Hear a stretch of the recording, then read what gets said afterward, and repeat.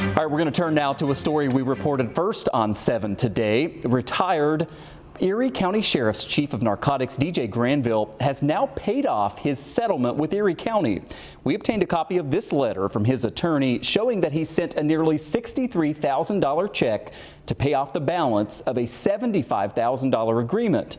Now, it was tied to the damage that he caused when he crashed his county-owned truck into 7 parked cars on the west side of Buffalo back in April of 2024.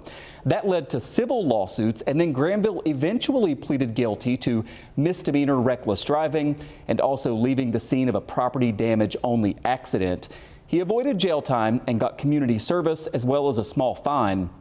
Granville retired from the sheriff's office at the end of last month.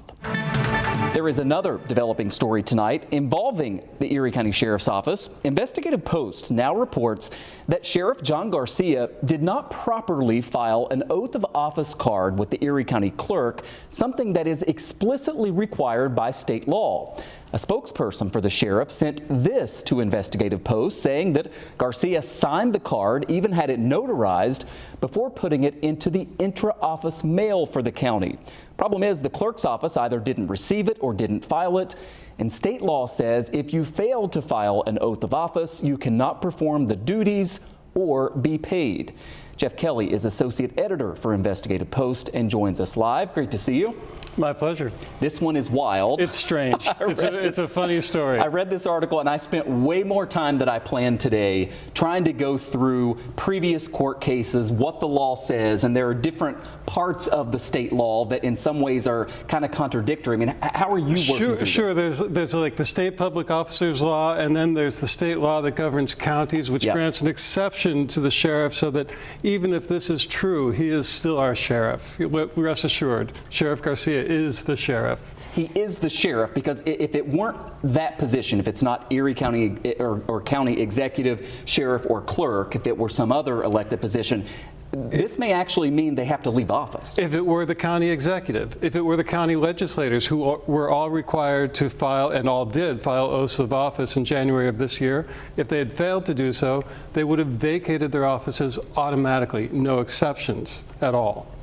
It is fascinating. So I know that you, again, going through all of this stuff and the back and forth, the sheriff is basically claiming, look, we filled out the form, we sent it over to the clerk's office, we had no idea this happened. They put it in the they say they put it in the intramail system, which, if you can imagine, like a manila envelope where you've written like one person writes the name of an office, then crosses it out, and it gets sent over and over again like that.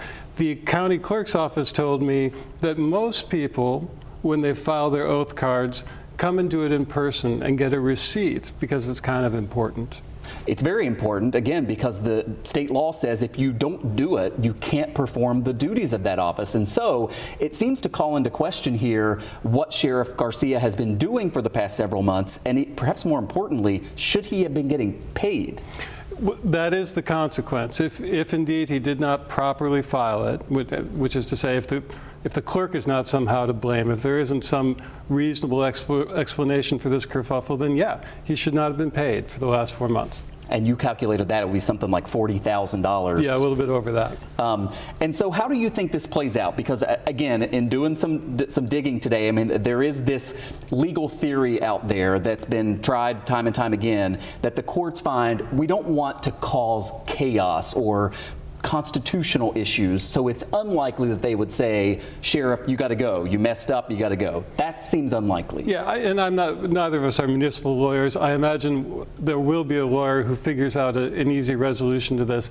And I think it's important to add a little political context to this. Sheriff Garcia is a possible candidate for county executive next year. It'll be an open race. He may be the Republican candidate.